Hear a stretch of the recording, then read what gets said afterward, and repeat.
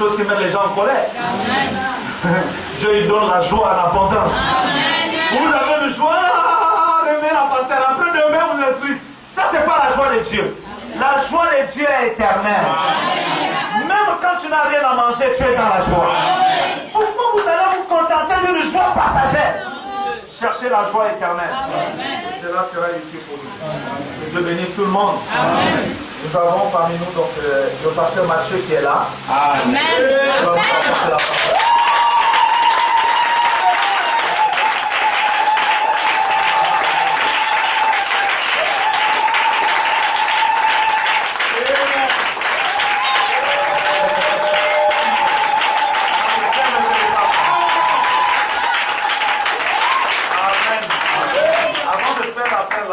Nous avons un autre pasteur qui nous vient de Brazzaville, le pasteur Godam.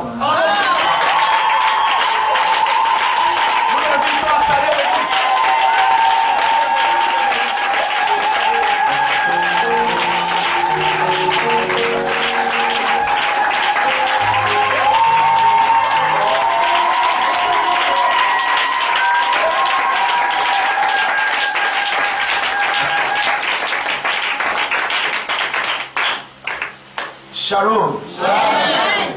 Que Dieu vous bénisse. Amen. J'aimerais la boutique, je suis là de vous souhaiter le meilleur vœu pour 2012. Amen. Que le Dieu de William Branham vous bénisse. Amen. Je suis avec vous, je crois que par la grâce de Dieu, on va essayer de passer de bons moments. Amen. Que Dieu bénisse cette église. Amen. Et les frères de Brazzaville vous ont transmis les salutations. Amen. Et un grand shalom au peuple de Libreville. Amen. Que Dieu vous bénisse. Amen.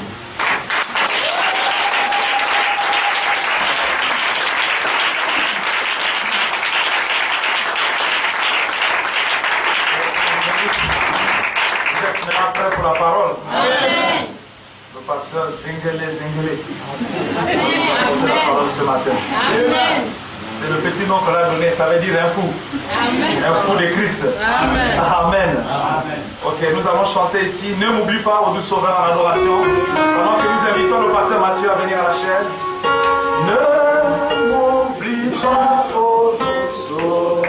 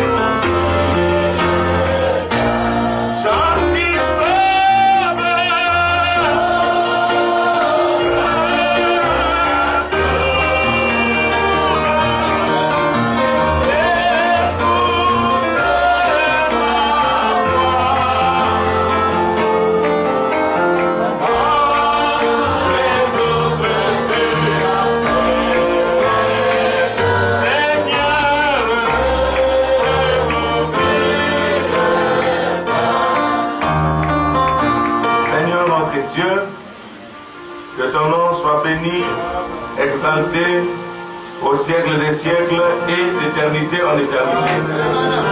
Merci pour le souffle de vie. Merci pour ta précieuse grâce et tous les liens de ton assistance que tu as bien voulu nous accorder ce matin à Dieu pour que nous soyons comptés parmi les vivants et surtout parmi les croyants du message du temps de la fin parmi les croyants qui sont participants de ta sainteté et de la vie éternelle. Merci pour ce moment congrégationnel que tu as bien voulu nous offrir. Oh Dieu, prière de bénir le pasteur de cette église, le pasteur Andronicus Mabadi, pour cette opportunité qu'il me donne de pouvoir parler à son peuple. Bénis aussi le pasteur Godam qui est parmi nous, qui est venu de si loin de Brazzaville. Bénis son peuple et tous ceux qui lui sont chers là-bas. Et partout, Seigneur Jésus, où il passera ici au Gabon, qu'il soit une bénédiction pour ton peuple. Bénis ta parole que nous allons lire. Puisses-tu l'offrir et donner à chacun de nous un entendement spirituel et la capacité d'être célestisé pour te voir, toi, le Dieu de la Bible, face à face, te contempler et être transformé en ton image, dans le saint et glorieux nom de Jésus-Christ, le ressuscité. Amen. Amen. Bien, nous allons ouvrir dans les Écritures. Vous pouvez arrêter pour moi. Recevez les salutations des saints qui sont à Zorobabel, tabernacle de la parole parlée à Lastourville. Amen. Recevez aussi les salutations du frère Neville Chimanga Mutabale, qui était en communication avec moi il y a à peine 30 minutes depuis Auckland, en Nouvelle-Zélande. Bien, je suis de passage ici. Je dois continuer demain en Guinée équatoriale pour célébrer le mariage d'un frère qui est avec nous là-bas et qui épouse une sœur qui réside en Guinée équatoriale. Donc, Dieu voulant, demain 13h, convoqué à l'aéroport, 15h décollage, pour atterrir, je ne sais pas combien de temps après, à Bata, chez le pasteur Mamicha. Et je pourrais aussi visiter d'autres pasteurs là-bas avec lesquels j'ai été au téléphone. Je vous prie de me soutenir dans la prière. Amen. Amen. Amen. Afin que la parole de Dieu soit apportée là-bas par mon canal aussi. Amen. Recevez les salutations de mon épouse. Amen. Et moi-même aussi, je vous salue. Voyez. Amen. C'est pas mauvais de recevoir aussi des salutations de celui qui prêche. Amen. Bien. Nous ouvrons très rapidement dans la Bible. Genèse chapitre 2, verset 7. Vous avez le livre des Sceaux, j'ai fouillé. Quelqu'un a-t-il le livre des Sceaux sur place? Ok. Ah, c'est le moniteur de Bollywood. Ah, je vous aime beaucoup, hein. Je ne sais pas si vous a dit ce que je pense de vous. Je lui ai même dit, il faut qu'il enregistre tout ce que vous prêchez ici. Hein, on va jouer ça dans mon église, c'est très formidable. Hein. En tout cas, continuez comme ça, frère. Vraiment, je sais que Dieu vous bénira. Restez simplement dans la trajectoire de l'évangile. Vous verrez que les choses iront très bien pour vous. Amen. Bien, j'ai dit Genèse chapitre 2, verset 7. Il est écrit: l'Éternel Dieu forma l'homme de la poussière de la terre. Il souffla dans ses narines un souffle de vie, et l'homme devint une âme vivante. Donc un être vivant, si vous voulez. Alors, nous allons maintenant dans Apocalypse chapitre 6, verset 7 à 8. Apocalypse, le seul livre écrit par Jésus-Christ. Parce que quand il était sur la terre, Jésus-Christ n'a pas écrit, parce qu'il était lui-même la parole. Amen. Amen. Et il a écrit, il a donné à Jean, et à l'ange a donné à Jean, et ainsi de suite. Et nous savons que cet ange-là, c'est William Marion Branham. Amen. Si ça vous dérange, bon, c'est votre affaire, hein? Mais c'est Branham qui a eu la révélation des sceaux. J'ai cité Apocalypse 6, versets 7 à 8. Quand il ouvrit le 4e sceau, j'entendis la voix du 4e être vivant qui disait: viens. Je regardai et voici parut un cheval de couleur verdâtre, enfin de couleur pâle si vous voulez, livide. Celui qui le montait se nommait la mort, et le séjour des morts l'accompagnait. Le pouvoir leur fut donné sur le quart de la terre pour faire périr les hommes par l'épée par la famine, par la mortalité et par les bêtes sauvages de la terre. Que Dieu vous bénisse, qui bénisse sa parole pour ce soir. Alors je vais tourner rapidement ici dans Matthieu chapitre 16. Matthieu chapitre 16 à partir du verset 13. Jésus étant arrivé dans le territoire de Césarée de Philippe, demanda à ses disciples, qui suis-je au dire des hommes? C'est-à-dire, qu'est-ce que les gens disent que moi je suis? Selon les gens, je suis qui? Amen. Amen. Qui suis-je au dire des hommes? Ou de qui dit-on que je suis? Moi, le Fils de l'homme. Ils répondirent, les uns disent que tu es Jean-Baptiste, les autres Élie, les autres Jérémie ou l'un des prophètes. Et vous, leur dit-il, qui dites-vous que je suis? Simon-Pierre répondit, tu es le Christ, le Fils du Dieu vivant. Amen. Jésus, reprenant la parole, lui dit, tu es heureux, Simon, fils de Jonas. Car ce ne sont pas la chair et le sang qui t'ont révélé cela, mais c'est mon Père qui est dans les cieux. Et moi, je te dis que tu es Pierre, et que sur ce roc, sur cette petite pierre, je bâtirai mon église, et que les portes du séjour des morts ne prévaudront point contre elle. Amen. Amen. Mon sujet ce matin, je l'ai déjà prêché dans mon église, je crois que ça fait aujourd'hui peut-être 6 ans, en 2005. Je l'ai intitulé pour vous le mystère de la mort et du séjour des morts. Amen. C'est des choses, je sais que vous connaissez déjà, puisque vous êtes lecteur de la Bible et du message, et vous avez eu l'opportunité d'écouter beaucoup de prédicateurs du haut de cette chair. Amen. Amen. Le mystère de la mort et du séjour des morts. Ce sujet, à mon avis, est très important parce que l'âge dans lequel nous vivons est l'âge de la mort. Amen. Amen. Amen. C'est l'âge de la vie pour l'épouse. Amen. Pour les croyants. Amen. Mais c'est l'âge de la mort pour les incrédules. Amen. Amen. Et il est important que vous le sachiez maintenant si vous ne l'avez jamais su. Amen. Qu'il y a des gens qui vont mourir et qui doivent mourir. Amen. Je ne sais pas si c'est ici où j'ai prêché sur la vision du grand massacre planifié. Non. Ah bon?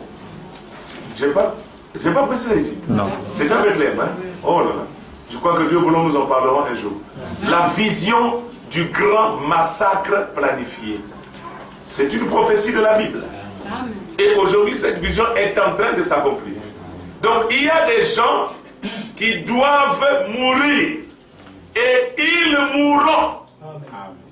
N'oubliez pas, mes frères, que avant que Israël ne quitte l'Égypte, il leur avait été demandé par Dieu d'appliquer le signe. Parce que l'ange de la mort devait passer pour frapper tous ceux qui n'avaient pas appliqué le signe. Amen. Et Saint William Branham déclare que le message du temps du soir, c'est d'appliquer le signe. Amen. Et Dieu n'est responsable que de ceux qui ont appliqué le signe. Amen. Si vous n'avez pas appliqué le signe, Dieu dit, je ne suis pas responsable Amen. Des conséquences, des atrocités qui vont leur arriver. Amen. Et le signe, c'est le Saint-Esprit. Amen. Et le Saint-Esprit, c'est le message de l'âme. Amen. Donc il ne suffit pas de dire, je crois le message, je crois le message. Il faut l'appliquer. Amen. Si tu ne l'appliques pas, tu vas mourir. Amen.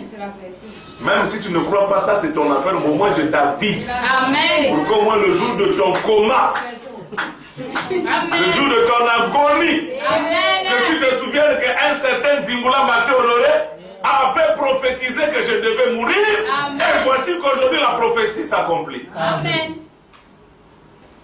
C'est pourquoi il est important pour nous, mes frères, de parler un peu sur ce mystère de la mort. Amen. Vous savez, nul n'est besoin de revenir là-dessus, sur la définition de ce qu'est un mystère. Vous êtes le lecteur du message. Saint William Branham dit dans Messieurs, est-ce le signe du temps de la fin, page 30 et 31, il dit que qu'est-ce qu'un mystère?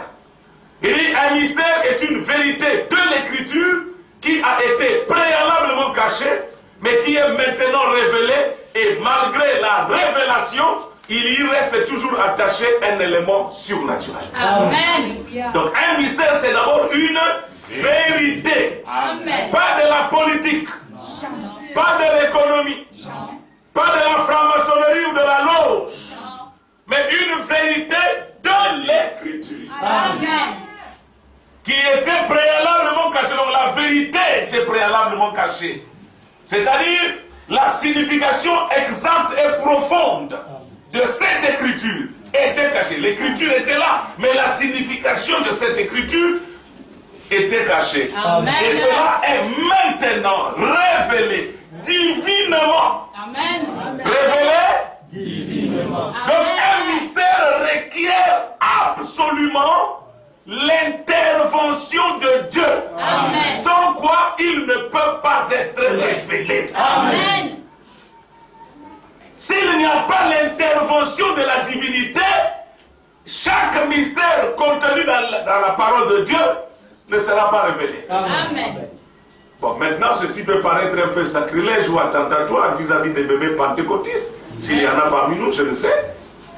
Puisque un mystère ne peut être révélé que par l'intervention de la divinité, Amen. si nous croyons qu'au jour de la voix du 7e ange, Amen. tous les mystères de Dieu devaient être révélés, alors je crois, si vous refusez de le croire, laissez-moi seul avec ça.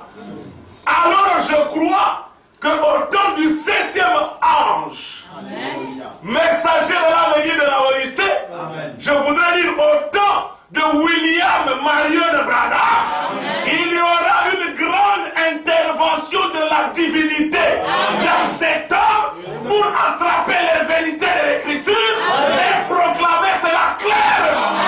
Que les aigles disent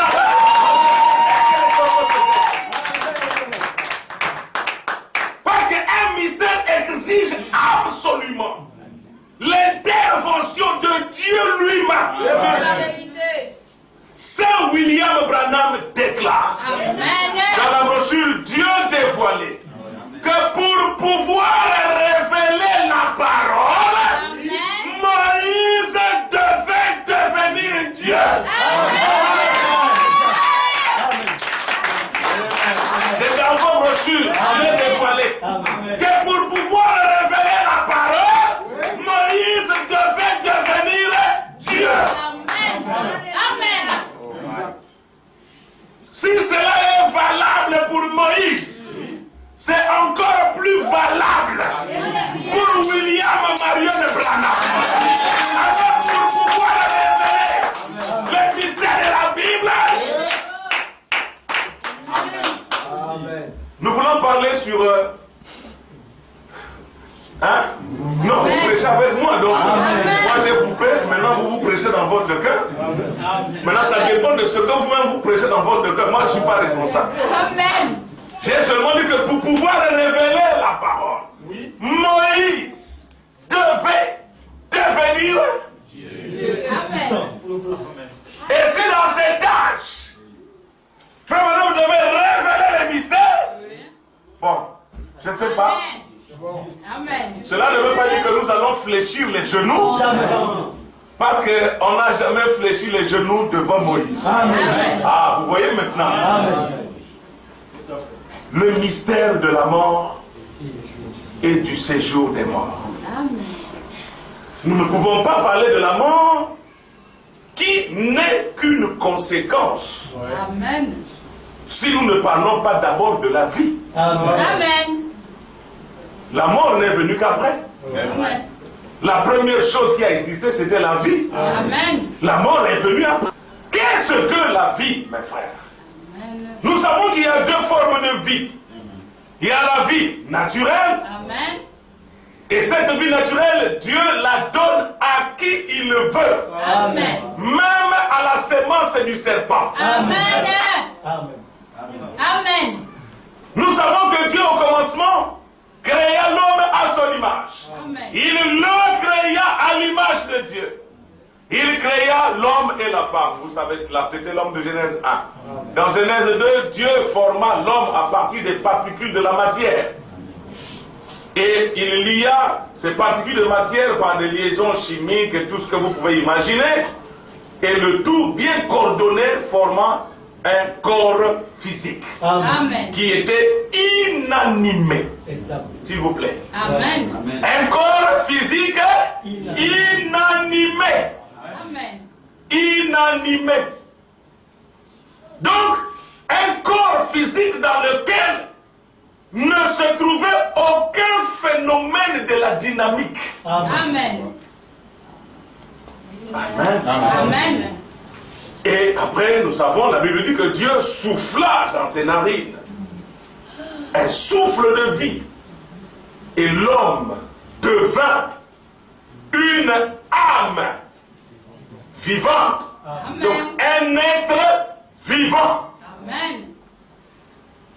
Et il donna donc le point de départ de la création, ou si vous voulez, de la race humaine. Amen. Si d'autres hommes devaient venir sur la terre, ils ne viendraient plus par la création de Dieu. Amen. Mais ils viendraient par la reproduction du premier homme. Amen. Amen. Est-ce que ça marche? Amen. Dieu a fini de créer, il a dit, soyez féconds, multipliez, remplissez la terre, j'en ai terminé. Donc si d'autres hommes devaient apparaître sur la terre, si d'autres hommes devaient venir sur la terre, ce ne serait plus à Dieu de venir encore rassembler la poussière, souffler là-bas, rassembler. Non, non, non, non, non, non, non. Il a fait un homme. Amen. Et lui a donné le pouvoir de se reproduire. Amen. Et quand on parle de la vie, ici c'est l'ensemble des phénomènes. Amen. Ces phénomènes qui manifestent la dynamique, donc la vitalité, l'énergie dans un corps humain pour que ce corps puisse fonctionner. Donc pour mettre en activité toutes les fonctions corporelles. Et quand les fonctions corporelles sont en activité, il y aura la croissance. Amen. Amen. Si on peut rentrer dans le domaine de la biologie, il y aura aussi le métabolisme. Amen. Et il y aura la reproduction. Amen. Amen. Amen. Et nous savons que quand Dieu s'en est allé, avant qu'il ne s'en aille, vous savez, une matrice a été donnée à la femme pour qu'elle aide l'homme à se reproduire. Et en principe, la reproduction devait se faire par la parole parlée qui devait se rendre manifeste. Amen. Malheureusement, avant que Adam ne s'approche d'Ève pour réaliser cela selon la volonté de Dieu, Amen. le diable qui était descendu, qui avait été chassé du ciel, qui s'était incarné dans le serpent, a introduit quelque chose de faux qui a provoqué un court-circuit général. Et cela a brisé la continuité de Dieu sur la terre, dans la race humaine. Amen. Il y a eu l'hybridation. Adam et Ève sont tombés. Saint William Branham dit que lorsque Adam et Ève avaient accepté le mensonge de Satan, la sainte image de Dieu qui était en eux disparut. Amen. Amen. Amen. Et nous, avant de recevoir le Saint-Esprit, il faudrait qu'il y ait d'abord la restitution, la restauration de la sainte image de Dieu. Amen. Ça demande tout un enseignement. Mais je peux vous donner ça sous forme de sémence en vous disant que la restitution ou le rétablissement de la sainte image de Dieu dans l'homme vient par le miracle de la nouvelle naissance. Amen. Et après le miracle de la nouvelle naissance, il faut maintenant que la personne, l'individu qui est né, puisse grandir pour atteindre une stature qui lui permette de recevoir Dieu lui-même. Amen. Amen. Amen. La plénitude de la divinité Amen. dans l'homme. Amen. Ce qui fait que si nous sommes seulement restaurés à l'état d'Adam, le premier Adam dans sa première condition adamique, nous allons encore retomber. Amen. Il faut que nous soyons d'abord restaurés à l'état d'Adam, Adam avant le péché. Amen. Et après que Dieu nous donne ce qui manquait à Adam, parce que si Adam l'avait eu, il n'allait pas tomber. Amen. C'est pourquoi aujourd'hui, bon, ceci peut paraître un peu plus sacrilège. Dieu a amené Frère Branham à un niveau où il a même dépassé Adam. Amen.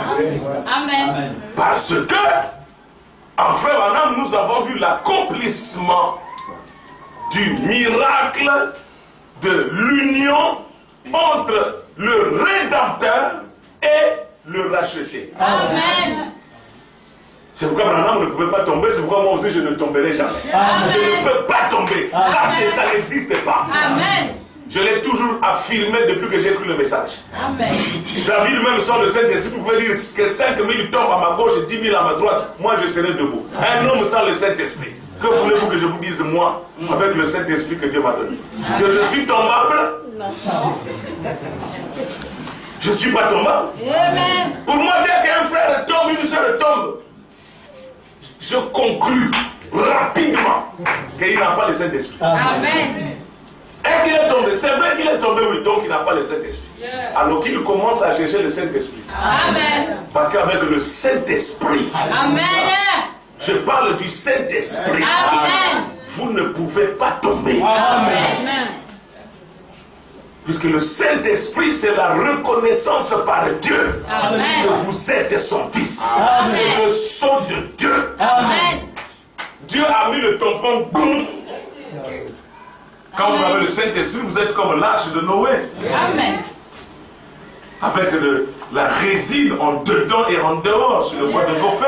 Amen. Et l'eau, montrez-moi là où une seule goutte d'eau était entrée dans l'arche de Noé. Pas un litre, mais une seule goutte. Si une seule goutte s'était introduite dans l'arche de Noé, cela montrerait qu'en Dieu, il y a la faillite et que dans sa parole, il y a aussi la faillite, que dans les méthodes de Dieu, il y a la faillite. Mais Frère Branham dit, avant le déluge, si Noé constatait qu'il y avait un petit trou quelque part, il venait le boucher. Amen. Donc il venait mettre l'enduit. Et toi aussi dans ta vie, si ta vie est percée,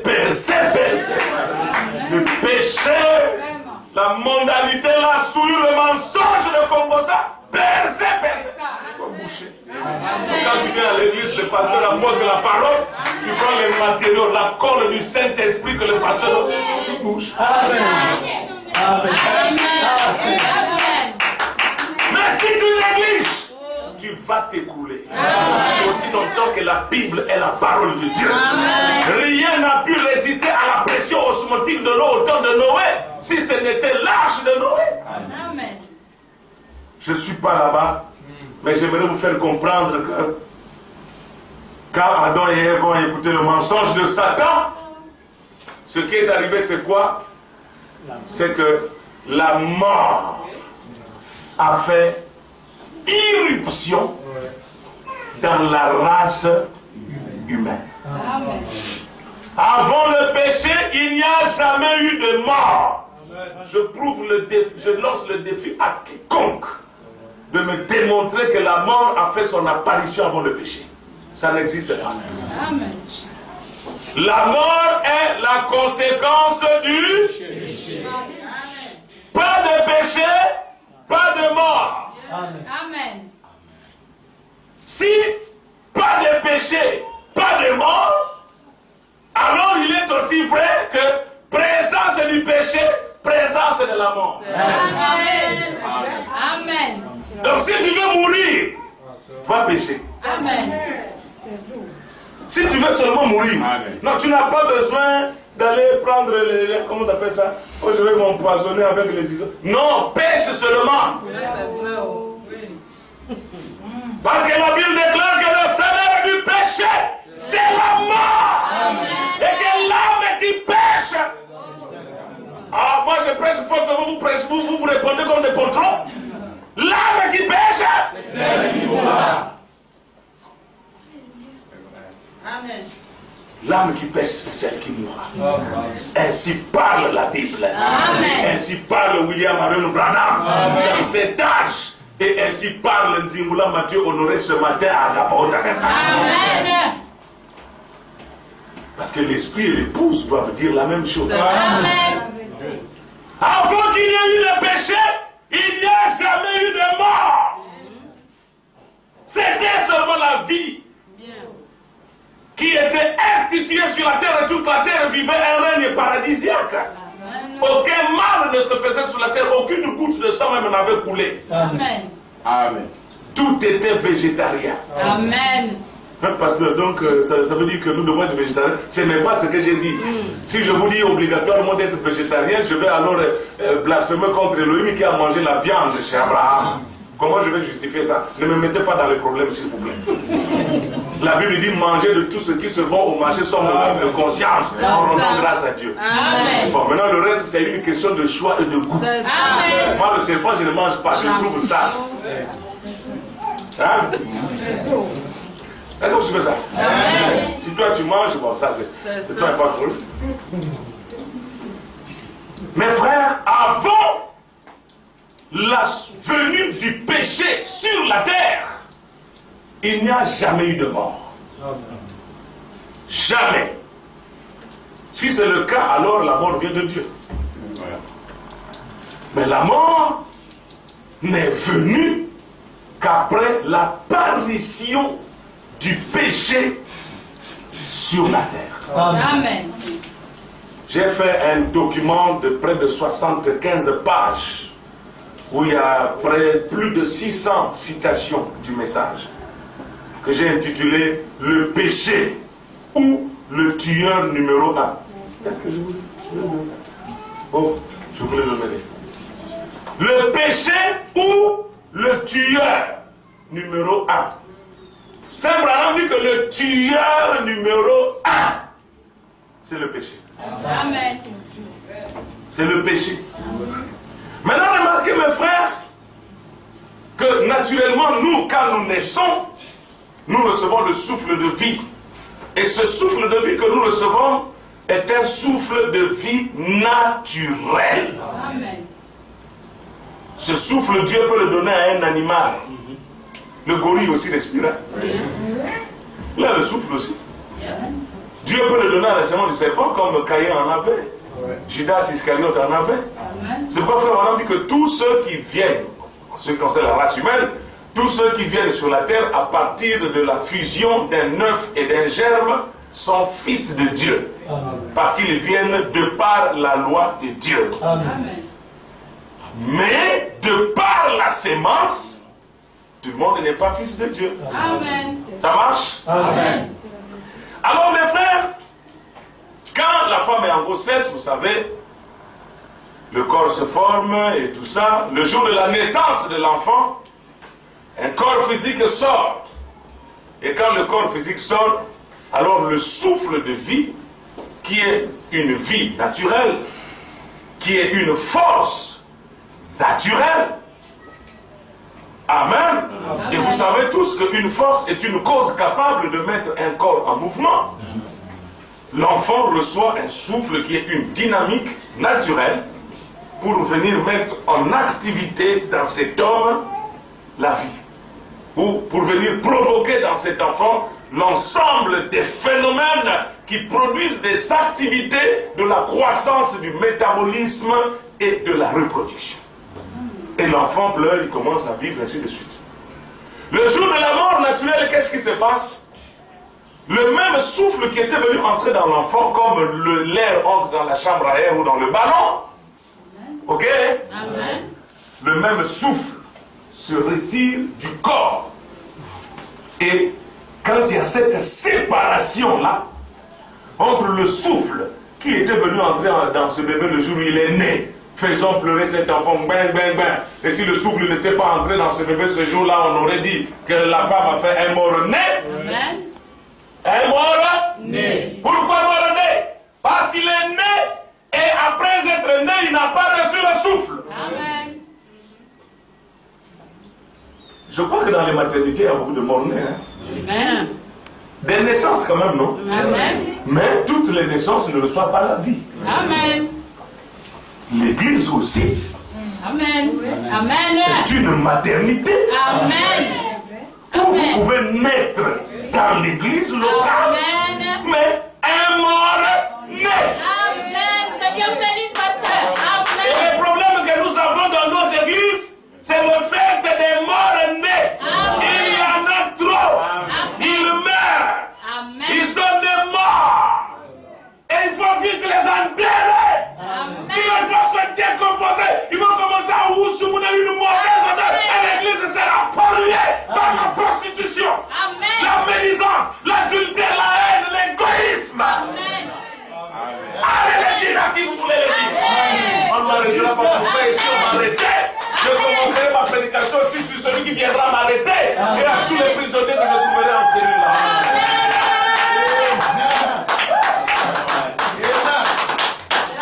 Nés, oui, mais certains sont morts.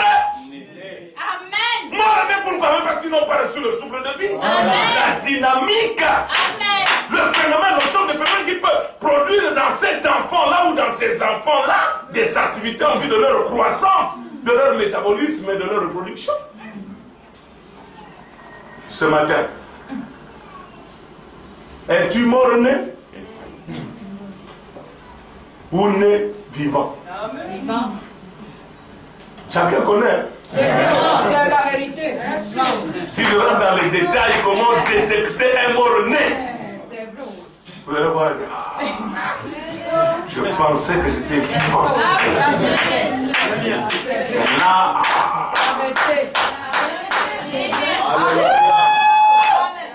alléluia. C'est le souffle de vie qui s'introduit dans l'enfant. Amen. Qui vient agiter ses poumons. Qui vient faire battre son cœur. Amen. Boum, boum, boum, boum, boum, boum. Amen. Et quand le cœur bat, il pousse le sang. Et le sang, c'est la chimie de la vie. Amen. Et voyez, ça devient un ensemble qui fonctionne bien. Amen. Le poumon aspire l'air, il prend l'oxygène, il expulse les déchets de gaz qu'il a accumulés là. Et le gaz, comment dire, il expulse là. Et voyez-vous, quand l'oxygène entre et vient s'associer avec l'hémoglobine, donc l'oxygène, l'hémoglobine, ça circule là. Et la personne vit. Amen. C'est ça qui se passe lorsque nous naissons véritablement, naturellement, je vais dire pour le moment. Et le jour de la mort, le même souffle qui était entré en toi quand tu étais bébé, quand bien même aujourd'hui tu serais costaud, gaillard, le souffle qui est en toi, c'est un petit truc.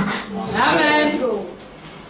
Quand ça se retire, alléluia, tu meurs. Amen.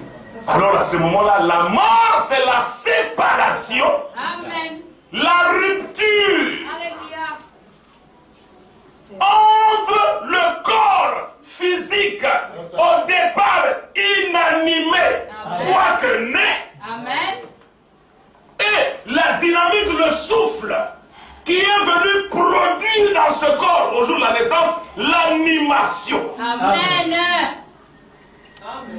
Amen. Un enfant, quand il est né, quand il reçoit le souffle de vie, il y a une animation. Amen. Il pleure, ouais, il bouge un peu les pieds comme ça. Il se tord un peu comme ça. Il y a l'animation. Amen. Un enfant qui a la vie, il est dans l'animation. Amen. Son corps est animé.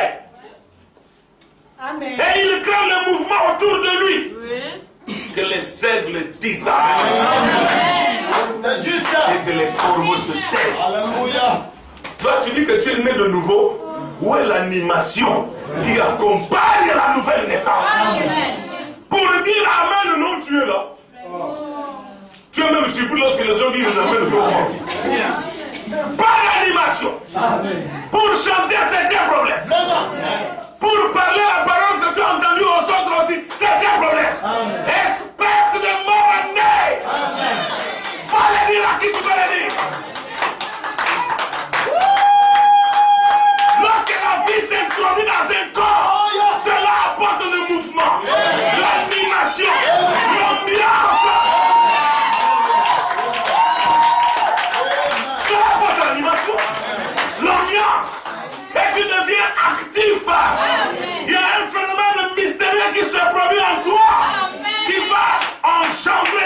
l'activité de ta croissance.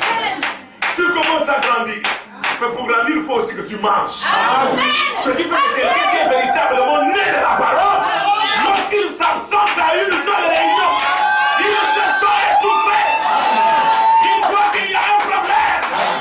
Mais toi, tu es absent de l'église, et là où tu te trouves, tu es tout calme là et tout. Et tu te sens bien.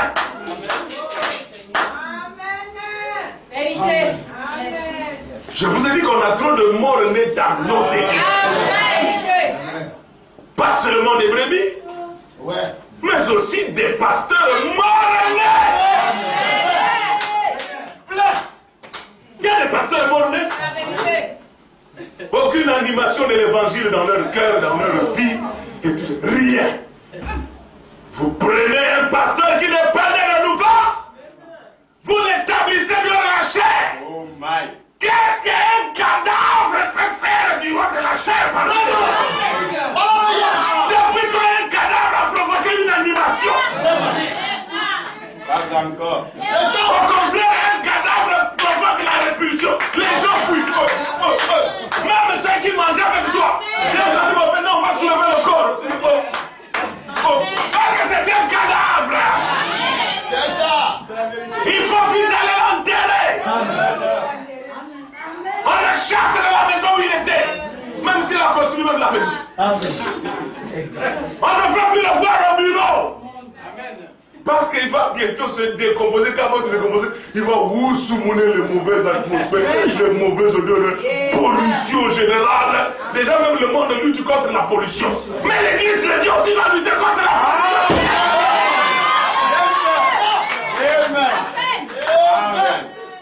Les païens ont compris que quand l'environnement est pollué, c'est arrêté ici. Arrangé. Les païens ont compris que quand l'environnement est pollué, cela menace la vie. Vrai ou faux? Et comment nous qui sommes chrétiens sommes devenus si aveugles que nous ne nous rendons pas compte que même lorsque dans l'église l'environnement est malsain, pollué, même des pauvres innocents vont mourir. Et on va assister à la disparition des espèces. L'espèce chrétienne aujourd'hui, on ne voit plus. On en fait, c'est tout seulement des mutants. Mutants. Vous connaissez les mutants, non? Mutation génétique. C'est cela qui amènera les monstres sur la terre. Amen. Et quand Dieu les a dit, mais ce sont des monstres, moi je n'ai jamais créé pareil situation, pareille personne. Des soulards, des congosseurs, des adultères, des rosicruciens, des francs-maçons. Moi je n'ai jamais créé ça.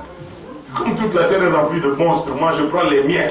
Les monstres là, je les élimine. Amen. Il l'a déjà fait au temps de Sodome et Gomorrhe. S'il ne le fait pas aujourd'hui, il devra se repentir d'avoir tué les gens de Sodome. Parce que les gens de ce monde commettent pire que Sodome. Même si tu viens dans cette église, et la vie que tu mènes est une vie de Sodome, tu vas mourir. Comment vous dites ça en Makotaï? Attendez, ici c'est le français. Si c'était chez moi, on parle en langue là-bas. J'allais demander à chacun de dire ça en langue. Amen. Amen. La mort. Et pour que la mort vienne, il faut qu'il y ait un élément capable de provoquer un court-circuit. Amen. Quelque chose qui va suspendre, qui va stopper le cours de la vie. Amen. Et il n'y a pas plus spécialiste pour suspendre le cours de la vie que le péché. Amen. Amen. Amen. Donc la première cause de la mort sur la terre, c'était une cause spirituelle. Amen. Le péché.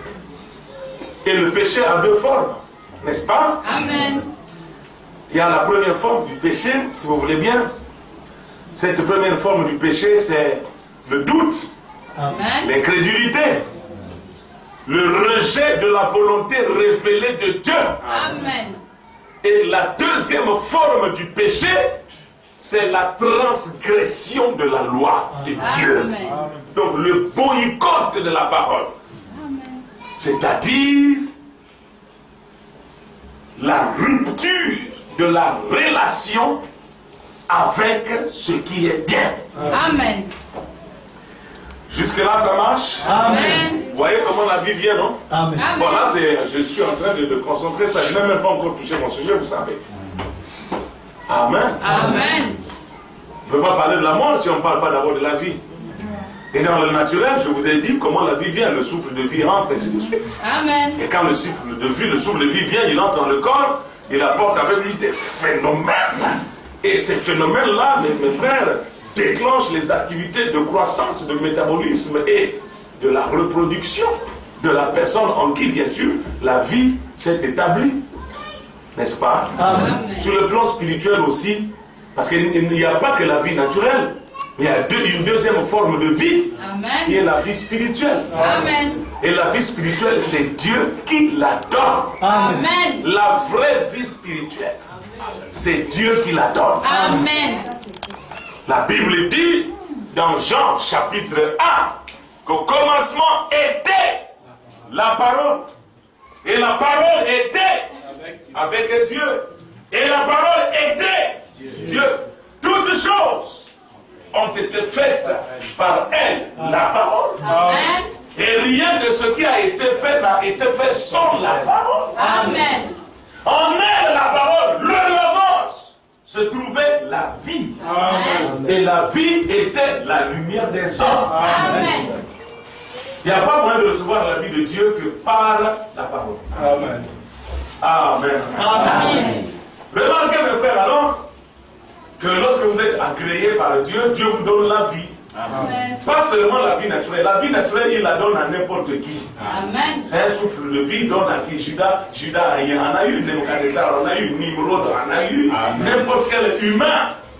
Donc tous ceux dont les noms sont inscrits dans le livre de vie Amen. sont bénéficiaires du Amen. souffle de vie. Amen. Mais ce souffle de vie n'a rien à voir avec le Zoé.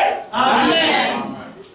Ceux qui ont le Zoé, on donne ce que leurs noms sont inscrits dans le livre de vie, mais leurs noms aussi sont inscrits dans le livre de vie de l'agneau. Amen. Ça ne fait pas deux livres du tout. C'est le même livre, comme nous avons la Bible, l'Ancien et le Nouveau Testament. Amen. Et ce livre-là, une partie est appelée livre de vie, et l'autre partie est appelée livre de vie de l'agneau. Amen. Mais du côté où on appelle livre de vie, là vous avez les noms de tous les humains Amen. qui ont existé et qui auront à exister sur la terre. Amen. Mais du côté où on parle du livre de vie de l'agneau, donc l'autre partie, là on y a transféré, on y a répercuté que les noms de ceux qui ont été agréés pour la vie éternelle. Amen. Amen. Ainsi, le livre de vie et le livre de vie de l'agneau pourraient être comparés, dit Saint William Aron Branham, au plan de blé. Amen. Amen. Amen. Alors, mes frères, ce n'est que Dieu qui peut vous donner la vie, Amen. la vie spirituelle. Amen. Et cette vie spirituelle, il l'a cachée dans sa propre parole. Amen. Croyez-vous que la vie de Dieu est cachée dans la parole? Amen. Vous pouvez maintenant comprendre pourquoi il dit allez par tout le monde et prêchez la bonne nouvelle à toute la création. Celui qui croira quoi? La parole, la vraie parole, non adultérée, la parole d'origine authentique, Amen. le message de l'heure. Amen. Celui qui croira et qui sera baptisé sera sauvé. Amen. Et parmi les attributs du salut, vous avez la vie éternelle. Amen. Croyez-vous ça? Amen. Mais celui qui ne croira pas sera Condamné. condamné. Donc si vous voulez avoir de la vie spirituelle, si vous voulez avoir de la vie de Dieu, je vous donne un conseil. Intéressez-vous à la parole. Amen. À la parole. Quand je dis la parole, ça veut dire le message de l'heure. Amen. Et quand je dis le message de l'heure, ça veut dire tout ce qui a été prêché par William Marion Branham. Amen. Mais ce que vous trouverez en dehors de ce que Branham a prêché, ne vous y mêlez pas. Exact. Peu importe, même si cela peut avoir une bonne apparence. Amen. Parce que, comme je l'ai toujours prêché à l'Astourville, à Zorobabel Tabernacle, que Dieu avait planté le blé, n'est-ce pas? Amen. Et l'ennemi est venu planter quoi? L'ivraie. Amen. J'ai dit à Zorobabel Tabernacle, mon église, sur toute la terre là, il n'y avait pas d'autre plante que le diable pouvait venir planter à côté de l'ivraie. Dans tout le règne végétal, il y a beaucoup de plantes. Il y a les barils, il y a les dongo-dongo, il y a les moudiri, il y a les folons, il y a la tangatier, la double, le porosa, les bananiers, les taroyers. Cherchez vous-même les mots, comment ça s'appelle? De tout ce qu'il y a sur la terre comme végétal. Pourquoi le diable n'est venu planter que l'ivraie? Alléluia. Pourquoi il n'est pas venu planter la banane? C'est aussi une plante. Amen. Pourquoi il n'est pas venu planter l'aubergine, que j'aime d'ailleurs? Pourquoi il n'est pas venu planter l'oseille ou le koumou? Surtout ça, c'est super même. Parce que moi, le koumou, je vous assure, c'est trop bon. Oui, amen. J'ai même dit, Seigneur, je te remercie d'avoir créé les pommes et les avoir laissées chez les blancs. Le koumou et les attendants, tu as mis chez nous. Ça marche. Quand je fais un mois sans manger le koumou, je vois comme si je vais tomber malade. Ah, vous aimez le koumou, vous m'avez trompé. Je ne suis pas le seul à aimer le koumou ici. Vous voulez dire quoi? Vous voulez dire quoi? Pourquoi le diable n'est pas venu planter le koumou à côté du blé? Pourquoi il n'est pas venu planter le papayé? Tout ce que vous pouvez imaginer, le pommier, le cerisier, les manguiers. Il est venu seulement planter quoi? Et pourtant la terre a une grande surface, une grande superficie. Pourquoi il n'est pas allé planter son ivraie au Congo? Ou à Casamabika, Bandondé, Afrique du Sud, Hollande? La terre est grande. La terre est très grande. Pourquoi il y a beaucoup de places où il aurait pu planter? Il est venu seulement planter là où Dieu avait déjà planté. Non seulement il choisit seulement le même lieu, mais de toutes les plantes, il ne choisit que l'ivraie. Vous voulez blaguer avec le diable? Pourquoi aujourd'hui Dieu ne parle à côté du message de Branham? C'est ça. Amen. Pourquoi seulement Philippe Kakou? Pourquoi ils ne vont pas aller se coller à côté de l'islam? Que moi aussi, Kakou, je suis un prophète comme Mahomet.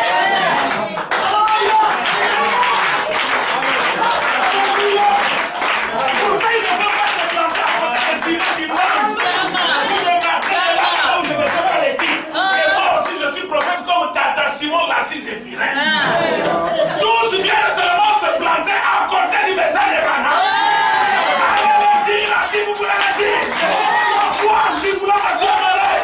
Apôtre de Jésus-Christ, ministre de l'évangile, auxiliaire de William Baron Branham, par la parole et l'autorité de la parole du Dieu de notre ministre de l'évangile, je vous déclare et que je considère que tous ces adaptateurs qui veulent s'adapter à côté du message et se faire passer pour des prophètes, c'est délivré.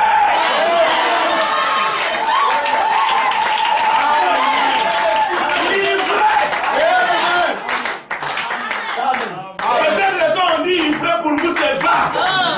Livré en question, c'est Donald Barnett, Philippe Kakou.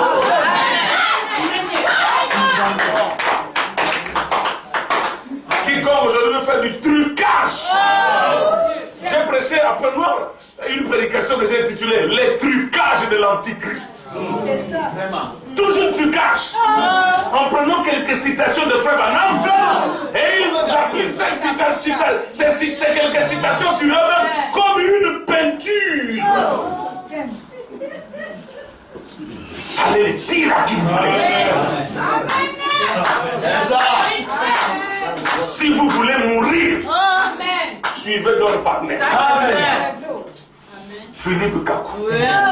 Et tous ces gens-là qui minimisent le message de Frère mourraient. Mais quand il faut, ça fait quoi? On a dit qu'il y a des gens qui doivent mourir, il faut qu'ils meurent. Alléluia. Amen. Dieu a dit à Saint William Marion de Branham, je serai avec toi comme j'étais avec Moïse. C'est Moïse qui connaît la formule du cycle. Alléluia. C'est cela. Jamais ces gens-là pouvaient imiter les grenouilles. Ils pouvaient tout imiter. Mais la formule, le secret qui sépare la mort avec la vie, n'était donné qu'à Moïse. Et Moïse aujourd'hui, c'est le révérend prophète de Dieu, William, Marion, Branham, et tous les siècles disaient.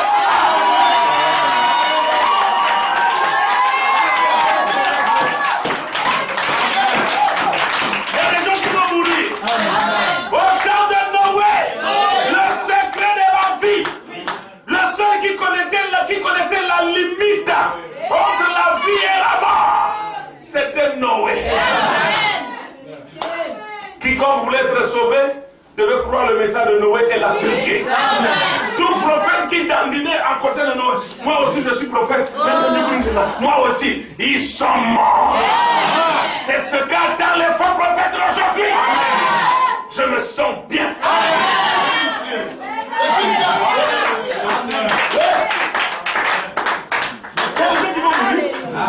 Il y a des gens qui, si vous ne le savez pas, moi je vous le dis qu'il y en a qui vont mourir. C'est la plus grande majorité d'ailleurs. Amen. Exact. Parce que la pyramide, ça m'ennuie. Mes frères, est-ce que vous me permettez de vous donner un conseil? Exigez seulement le message de Branham à 100%. Amen. Pur. Amen. Pur. Amen. Et vous parlez trop de Branham. Si tu ne comprends pas, c'est parce que je voyage, mais le pasteur est là. Tu peux demander rendez-vous avec lui, il va t'expliquer. Branham, vous parlez trop de Branham. Lui, il va t'expliquer.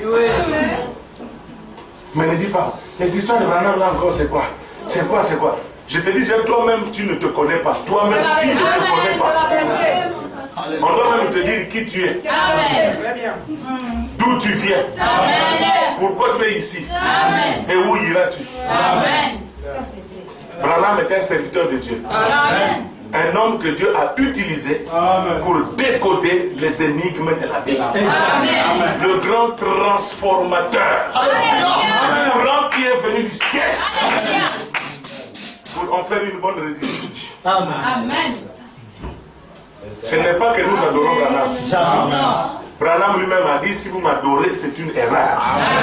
Nous adorons le Seigneur Jésus-Christ. Et nous reconnaissons que Jésus-Christ a utilisé un homme, un ambassadeur. Non seulement ambassadeur en parole, mais aussi ambassadeur en puissance. Ça c'est ça. Hein? Un ambassadeur est investi de l'autorité du pays qu'il représente. Si quelqu'un dit qu'il est messager de Dieu, nous voulons voir aussi la puissance de Dieu. C'est là. Amen. Et les promesses de la Bible qui l'accréditent et la puissance de Dieu qui l'accompagne pour certifier. Sinon, il va vous donner un faux visa. Amen. Vous voulez aller en France, mais je suis l'ambassadeur de France ici, il n'y a pas de problème. Faites votre dossier, puis vous amenez 200 000 francs, et puis il n'y a pas de problème. Vous lui donnez ça, il vous met un tampon. Boum. Tampon fabriqué peut-être par un Congolais, parce que les Congolais pour les faux cachés. Non. Ils sont graves, hein. Non, je vous le dis, c'est vrai, hein. Je vous le dis, c'est vrai. Faux cachés, Congolais, pardon. Et il va damer ça sur le passeport. Boum. J'ai eu le visa de la France. On va te refouler à l'aéroport, tu veux. C'est la vérité. Parce que celui qui t'a délivré le visa est une fausse autorité. Amen. C'est vrai. Je me sens bien, frère. Amen. La vie éternelle, on ne s'amuse pas. Hein? Jésus-Christ a dit dans Jean chapitre 13, verset 20, que quiconque reçoit celui que j'aurai envoyé me reçoit. Et quiconque me reçoit reçoit celui qui m'a envoyé. Il a dit dans Luc, je crois, 10, que Celui qui vous écoute m'écoute. Celui qui vous rejette me rejette. Et Jésus a dit dans sa prière sacerdotale, Père, je ne te prie pas seulement pour ceux qui sont ici, mais pour tous ceux qui croiront en moi par leur parole. Donc au temps de Noé, il fallait croire en Dieu par les paroles de Noé. Au temps de Moïse, il fallait croire en Dieu par les paroles de Moïse. Au temps de Jérémie, tous les prophètes de l'Ancien Testament. Au temps de Jean-Baptiste, il fallait croire en Dieu par les paroles de Jean-Baptiste. Quand Jésus-Christ était sur la terre, il fallait croire en lui par ses propres paroles. Et quand il a quitté la terre, il dit de même que le Père m'a envoyé, moi aussi je vous envoie. C'est comme ça qu'il travaille. C'est cela. Amen. Il a dit tout ce que vous lierez sur la terre sera délié dans les cieux. Croyez-vous cela? Amen.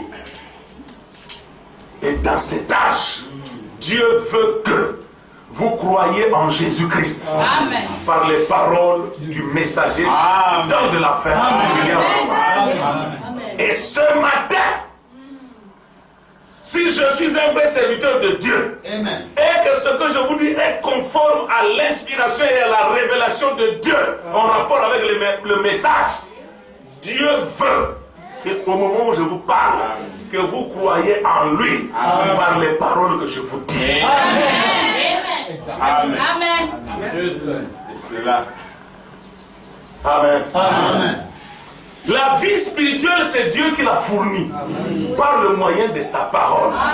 Quand il vous donne la parole, dans cette parole, il y a la vie. Il a lui-même dit dans sa parole, mes paroles sont esprit et vie. Ah, voilà. Mes paroles sont Esprit et vie. Donc si vous voulez avoir la vie de Dieu, vous êtes obligé d'accepter la parole de Dieu. Amen. L'évangile de Jésus-Christ. Amen.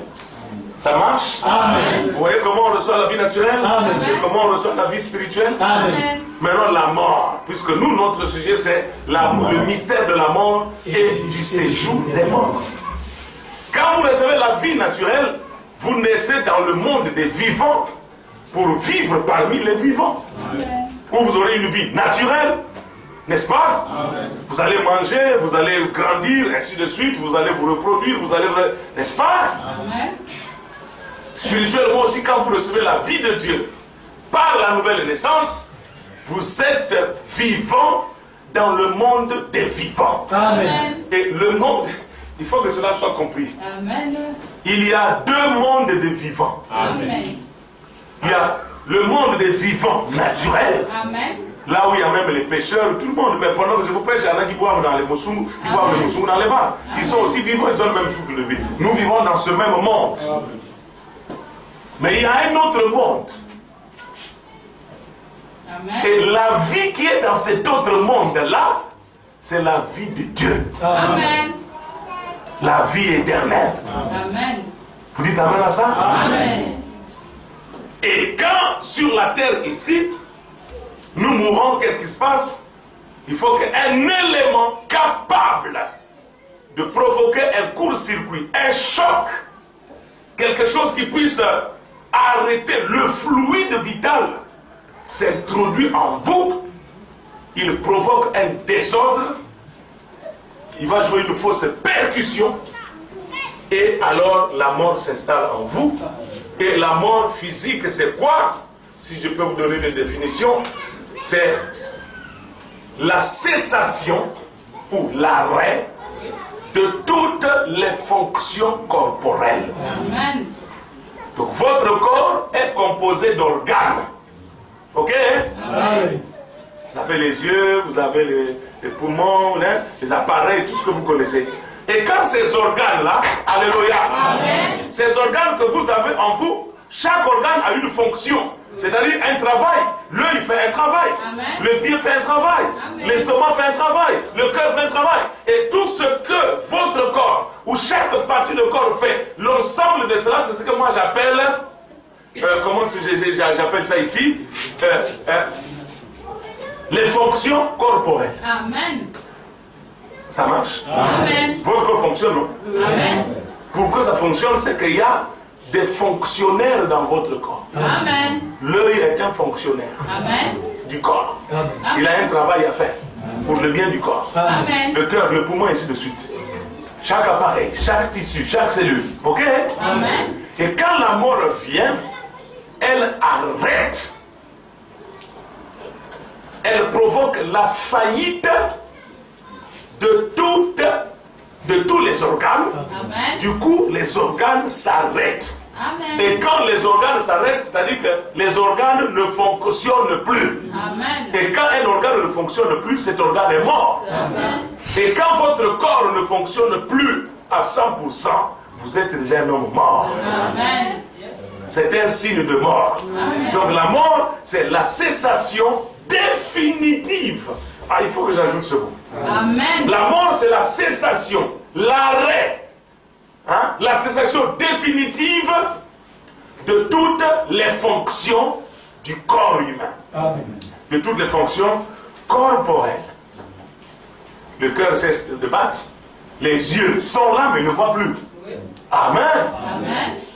Prenez un cadavre qui est là. Même si c'était un grand supporter de... Comment on appelle les gens qui tapent le ballon ici? Les lions de Teranga ou comme les équipes d'aujourd'hui. Hein? Les gens qui tapent le ballon là. Même s'il était un grand supporter des Diables Noirs. Amen. Ou de l'Étoile du Congo. Hein? Ou je ne sais pas, ouais, il y a des équipes Wongo, parce qu'à la suite c'était Wongo. Prenez le meilleur joueur de l'équipe nationale, il vient tourner le ballon devant lui, il fait les zigzags, le corps reste inanimé. Même si vous mettez l'écran géant de la finale du match devant lui, devant le cadavre, même quand on marque le but, vous n'allez pas entendre le corps dire Wouah! Et ses yeux ne fonctionnent pas. Amen. Ses bras ne fonctionnent pas. Amen. Il est mort. Amen. Il est mort. Donc si lorsque tu ne t'intéresses pas à la parole de Dieu, tu es mort. Amen. Tu connais, je comprends ton problème. Amen. Je ne suis pas contre toi, mais je constate seulement que tu es mort. Amen. Comment je le sais? La parole ne t'intéresse pas. Amen. Venir à l'église, ça ne t'intéresse pas. Amen. Tout ce qui est de Dieu pour toi, dis-moi, je ne connais pas ça, c'est pas mon affaire. Je comprends ton problème. Je fais mon diagnostic, je détecte que tu es mort. Amen. Amen. Amen. Amen. Mes frères, c'est une affaire très sérieuse. Amen. La mort et la mort et le séjour des morts. J'avais prêché un autre sujet que j'avais intitulé la mort et la seconde mort. Mais cette fois-ci, moi, je pense à la mort et le séjour des morts. Donc, la mort naturelle, c'est la cessation définitive de toutes les fonctions corporelles. Alléluia. Amen. Sur le plan spirituel aussi, la mort, c'est quoi? C'est la cessation, amen, Amen. de toute vie spirituelle. Amen. C'est-à-dire, on ne voit plus en vous les phénomènes de la parole de Dieu. Amen. C'est-à-dire que vous n'êtes pas actif Amen. dans les choses de Dieu. Il n'y a pas d'activité spirituelle, mon papa. Amen. Vous ne priez pas, Amen. vous ne lisez pas, Amen. vous ne venez pas à l'église, Amen. vous ne chantez pas. Donc, tout ce qui est spirituel, chaos technique, il n'y a rien, aucune activité. Amen. La dîme, tu ne payes pas. Amen. C'est un signe de mort. Amen. Il dit ça parce qu'il a besoin d'argent. C'est toi qui m'appelles bien pour venir ici. Moi, j'ai dit que j'ai besoin de ton argent. Je te dis seulement que quand tu ne payes pas la dîme, c'est un manque d'activité spirituelle. Donc c'est un signe de mort. Amen. Amen. Et je crois que ça permettra au pasteur de savoir quels sont ceux qui sont déjà entrés dans le cycle de la mort. Amen. Le séjour des morts ne vient qu'après la mort. Amen. C'est la mort d'abord et le séjour des morts après. J'ai dit, s'il fallait qu'on entre dans les détails, Amen. beaucoup diront, ah là, il ne faut pas que le pasteur Andronicus donne encore la chair à ses types. Ce type avec la calvitie est dangereux. Je ne suis pas dangereux.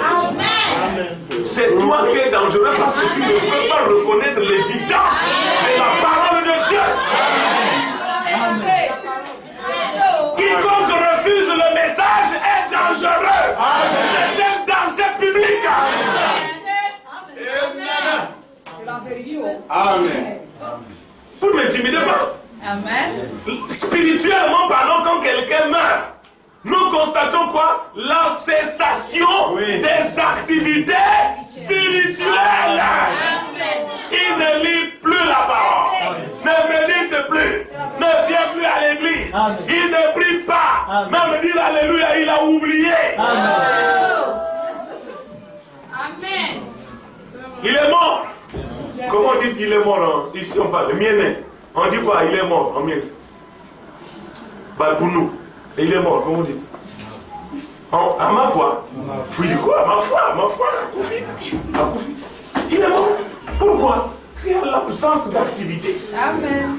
Absence de fonctionnement. Il ne fonctionne plus. Merci Seigneur Jésus-Christ. Amen. Maintenant remarquez mes frères. Quand quelqu'un meurt, le mot mort signifie séparation. C'est-à-dire rupture. Arrêt de la collaboration. Arrêt de la relation. Lorsque vous suspendez une relation, ça veut dire que vous laissez place à la mort. Amen. Amen. Et quand quelqu'un meurt, qu'est-ce qui se passe? Il se sépare des vivants. Amen. Quand quelqu'un meurt, ça veut dire qu'il se sépare des vivants. Par conséquent, les vivants doivent rester d'un côté et les morts doivent aller d'un autre côté.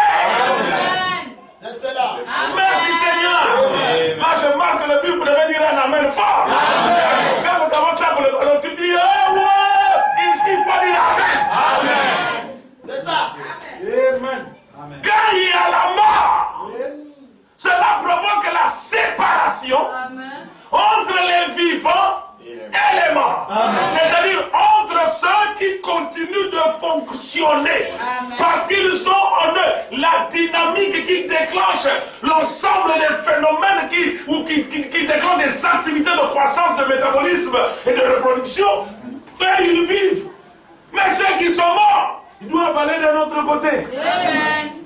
Et quand quelqu'un meurt ici, on fait quoi? On va l'enterrer, on l'amène à Gabo Simple, on l'embaume là-bas, et après on se débarrasse de lui. Hein. Personne ne voudra plus te garder à la maison. Hein. Même ton copain là te dit, chérie, I love you, I fond of you, nalingi yo, metondo ouais, nikusolo et ainsi de suite. Même ton copain là, le jour où tu mourras, séparation. Quand on va t'amener à la tombe, il ne dira pas non, ne l'enterrez pas, c'est ma copine. Je refuse qu'on l'enterre. Si vous l'enterrez, je vais faire le scandale ici. C'est ma copine. Il ne le dira pas. Au contraire, il voudra qu'on t'enterre vite. Et il ira vers une autre copine. Entre-temps, il t'aura pompé les maladies vénériennes ou je ne sais pas quoi, ou l'avortement que tu as fait. Si tu essayes encore, je ne sais pas maintenant, je ne sais pas pourquoi je dis ça, je ne sais pas à qui cela s'adresse. Alléluia. Peut-être que ça concerne quelqu'un qui écoutera cette prédication. Considère l'avortement que tu as fait comme le dernier. Le prochain ne te pardonnera pas. Je ne sais pas pourquoi j'ai dit ça. Je ne sais pas à qui ça s'adresse. Peut-être que c'est quelqu'un qui écoutera la parole. Au nom du Seigneur Jésus-Christ, en tant que ministre de l'Évangile, mandaté par le pouvoir du Saint-Esprit qui a ressuscité Christ d'entre les morts, ceci pourrait être le dernier avertissement pour toi qui avortes. Amen. Amen. C'est juste. Je ne sais pas pourquoi je l'ai dit. J'ai été seulement poussé à le dire. Je sais que cela est arrivé quelque part, je prêchais au Congo. Je prêchais comme ça, l'esprit m'a agité seulement comme ça, comme j'ai parlé là. Et ce jour-là, je disais, même si tu es venu à l'église ici pour la première fois, attention, le Saint-Esprit te parle. Je parlais seulement comme ça. Si tu essayes encore, tu mourras. Dieu te parle aujourd'hui. J'ai parlé seulement comme ça. Après j'ai voyagé, je suis venu retourner pour moi au Gabon. Or une fille était venue ce jour-là à l'église. C'était la première fois pour elle de venir à l'église. Derrière moi, elle faisait beaucoup d'avortements. Et après cette prédication, elle n'est plus revenue à l'église, mais elle a attrapé la grossesse d'un militaire. Elle a avorté, elle est morte. Quand elle est morte, les frères m'ont dit, ah, mon téléphone est pasteur. Quand tu étais ici, tu avais prêché, tu avais dit ça. Mais un tel vient de mourir. J'ai dit, ah. Ça muse par Dieu. Amen. Il ne faut pas chercher qu'au jour du jugement, qu'il y ait des petits bébés qui viennent monter sur tes seins, vouloir têter tes seins. Non, tout ça, ce sont mes enfants, oui. Ceux que tu avais largués. Et chaque enfant, ce sera à téter. Oh, mais moi, je n'ai jamais fait des enfants sur la terre. Tous ceux que tu as avortés étaient comptabilisés pour toi. Pendant que nous serons là, peut-être en train de jouer Jésus, Avouroya, toi qui seras là, mais ça, Kamounio. Je vais commencer par allaiter lequel, oh. Tout ça, c'est pour moi, oui, c'est pour toi. Amen. Amen.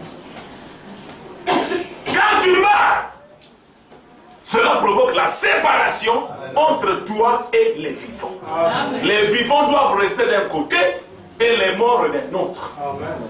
Et physiquement parlant, les morts sont au cimetière. C'est là qu'on les enterre à Mindoubé. Il y a des cadres là-bas, beaucoup de cadres. Hein? Toi, tu n'as même pas de diplôme. Tu fais la bouche là pour rien. À Mindoubé, il y a des docteurs. Très bien. Docteur en phytotungashi, docteur en ceci, docteur en cela. Mais à Mindoubé. C'est des choses difficiles à dire. Mais ils sont morts. Pourquoi ils sont à Mindoubé? Pourquoi leurs corps sont à Mindoubé? Parce qu'ils sont morts. On ne peut plus les garder dans le bureau. Vous ne trouverez pas quelqu'un qui meurt parce qu'il était DG. Il doit amener son cadavre et le déposer dans son bureau parce que vous savez, c'est le DG. On ne voudra plus te voir même au travail. Si tu commets l'erreur même d'apparaître pour toi, dites-moi, cherchez-moi bénite. Non, mais c'est le DG. Non, le DG est mort. Ça, c'est le fantôme. Parce que tu es mort, tu ne dois plus vivre avec nous. Amen. Tu dois aller ailleurs.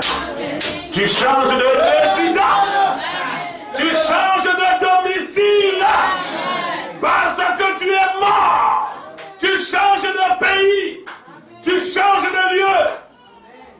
Pour ceux qui sont assez spirituels, je dirais, tu changes de dimension. Alléluia. C'est pourquoi lorsque le type ici, le jeune homme riche a dit à Abraham pendant qu'il était au séjour des morts, il leur dit, oh Père Abraham, envoie, comme disent les dénominations. Envoie. L'onction, descend. Oh Seigneur Jésus-Christ, envoie. Hein? Recevez. Et quand il dit recevez, vous voyez les sœurs là-bas, toujours les sœurs.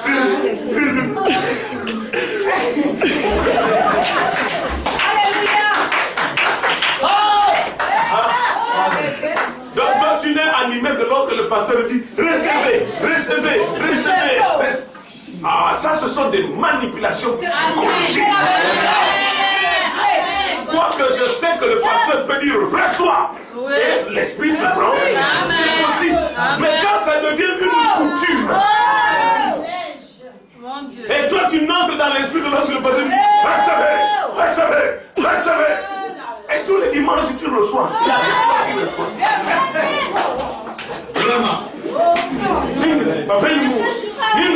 C'est très bien, le Saint-Esprit peut te pousser à faire ça. Mais quand ça devient chronique, là tu tombes dans les traditions pentecôtistes.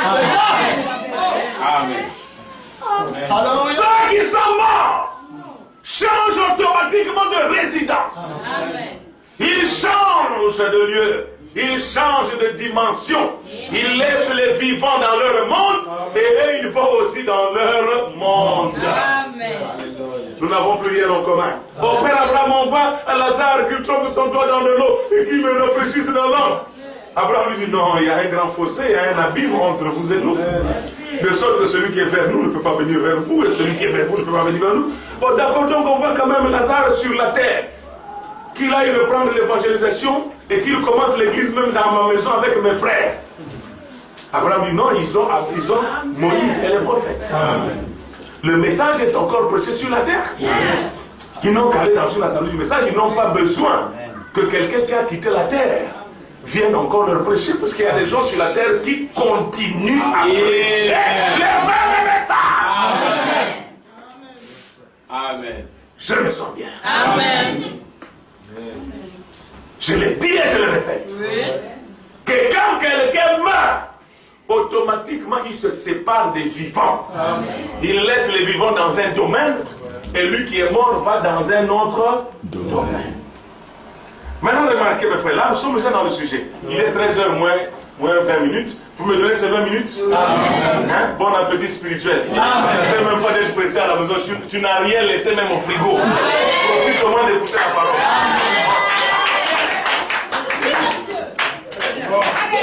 L'homme ne vivra pas de pain seulement, mais de toute parole qui sort de la bouche de Dieu. Écoute la parole avant d'aller chercher le manioc.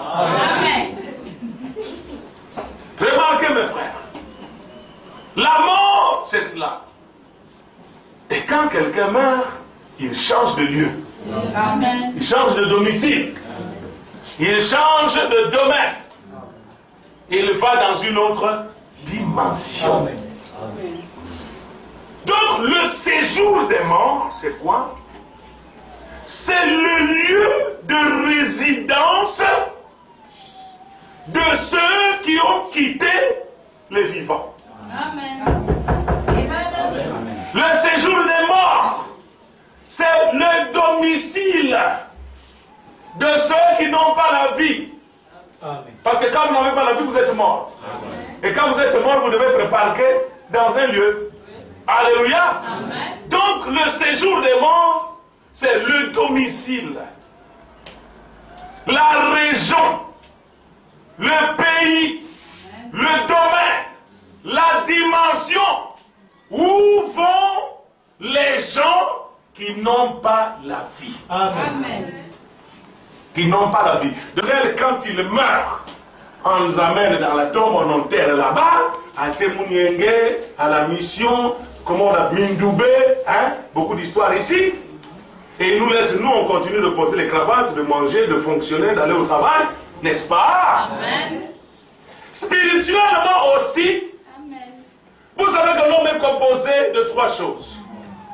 Vous avez un corps physique, au travers duquel vous avez 5 sens. Amen.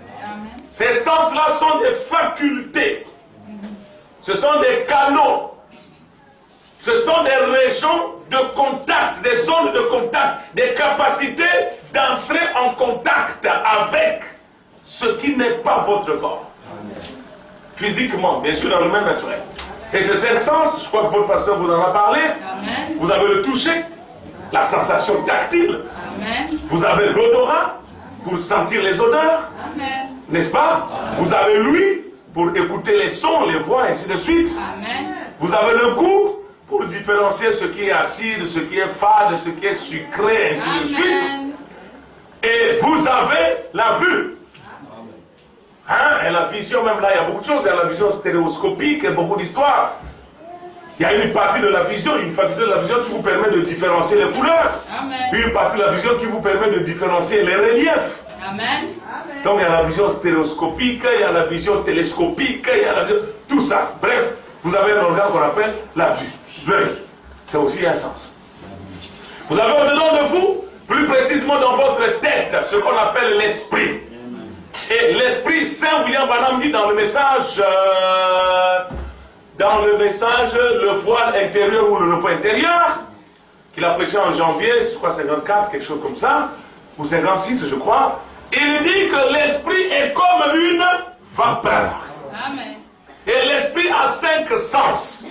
Vous avez l'imagination, la conscience, la raison, l'amour, donc les sentiments, et vous avez aussi, qu'est-ce que je n'ai pas cité là? La mémoire. La capacité de vous souvenir, de vous rappeler. Amen. Votre pasteur, c'est ça, je sais que vous avez déjà posé ça. Si vous voulez en savoir davantage, voyez-le, il va vous expliquer. Et vous avez au-dedans de vous, dans votre cœur,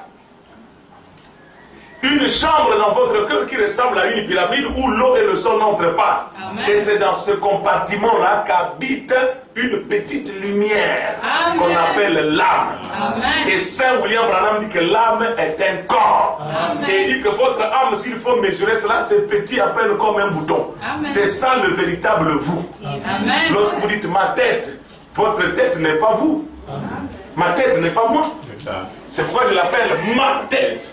C'est-à-dire que la tête appartient à moi. Mais moi, je ne suis pas la tête. Amen. Mais la tête appartient à moi. Et je dis ma tête, mon pied, mon ventre. Mais moi-même, qui suis-je? Amen. Ça aussi, c'est un mystère. Amen. C'est au véritable vous que je prêche la parole. Amen. Pas à votre tête. Amen. Mais au-dedans de vous, il y a un autre être. Amen. Et qui reconnaît que ce que je dis est la vérité. Amen. Et quand il reconnaît que c'est la vérité, il pousse votre corps. Il provoque une animation. Au point que votre bouche ne peut pas se retenir et elle dit Amen. Amen. Et l'âme a un seul sens. Soit vous avez la foi pour croire la parole, soit vous avez le doute. Amen. Pour ne pas croire la parole. Amen. Maintenant, remarquez, mes frères, que spirituellement parlant, il y a aussi la vie spirituelle, nous l'avons dit, il y a aussi la mort spirituelle. Amen. Et la mort spirituelle, c'est le rejet de la volonté révélée de Dieu dans un âge. Amen. C'est lorsque vous êtes trouvé dans une infraction d'incrédulité vis-à-vis de la parole. Amen. Quand vous êtes sceptique, vous refusez de croire. On essaie de vous dire que je ne crois pas. Cette incrédulité-là, la capacité qui est en vous, qui vous amène à ne pas croire la parole, c'est même ça qui fait de vous un homme mort. Amen. Spirituellement. Amen. Parce que pour vivre spirituellement, il faut encaisser la parole. Amen. En elle, la parole était la vie. Voyez-vous? Pour vivre spirituellement, il faut encaisser la parole parce que Christ a dit mes paroles sont esprit et vie. C'est juste. Et quand spirituellement, naturellement, nous avons dit, je termine bientôt. Naturellement, quand quelqu'un est mort, il se sépare des vivants. Il change de domicile. Il change de lieu. Et il va pourrir. Et son corps va commencer à dégager. Et l'odeur que son corps dégage, oh là, si vous n'avez jamais, c'est mieux de sentir l'odeur peut-être du goudron, de la tortue pourrie, du Mwakatour ou je ne sais pas quoi, mais l'odeur d'un cadavre humain. Ah! Oh non, non, non. Aïe! C'est de faire sentir l'odeur du cadavre humain. Tu es un déterreur donc. Non! J'ai prêché dans une ville au Congo où il n'y avait pas de courant. Et là-bas, quand quelqu'un meurt, ils peuvent garder le cadavre pendant 3 jours. Ah frère, c'est répugnant. Quand le liquide de décomposition commence à couler, tu peux prendre n'importe quel parfum.